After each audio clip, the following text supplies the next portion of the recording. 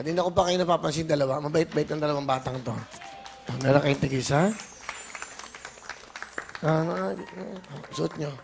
Peng ano, regaluhan natin itong dalawang batang to. Peng tigis ang ano, cellphone. O yan, meron kayong, ha?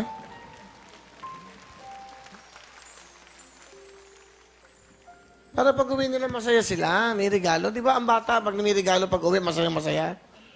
May Jens. Hindi sila kambal. Ano yan? O yan, ha? Alam niyo bakit? Ito masarap bigyan yung hindi nang ihingi.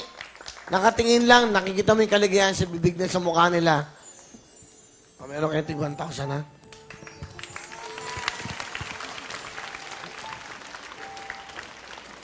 Okay. O yun, may basahan pa ron. Ayun, bata yun. Pwede pang extra small. Ha? Gawa ko po to. Gawa mo to? Gawa niya? Opo. Mga ano to? Basahan. Ang tawag dito? Doormat po. Ikaw ang gumawa nito? Opo.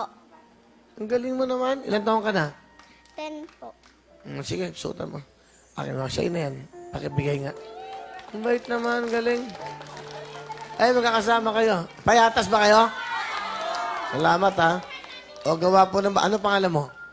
Maris po. Marie, salamat sa... Ito, doormat po niya to. Doormat. Okay, akin na. May regalo kita. Makikiraan lang, ha? Okay. Ayan na, makikiraan mo na, ha? Magkakasama ba kayo? Oo. Mukhang di kayo tiga payatas. Mukhang tiga Forbes Park kayo.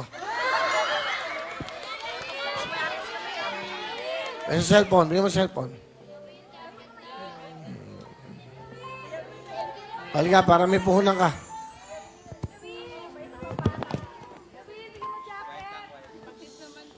O yan, meron kang 2,000, ha? The best ka na.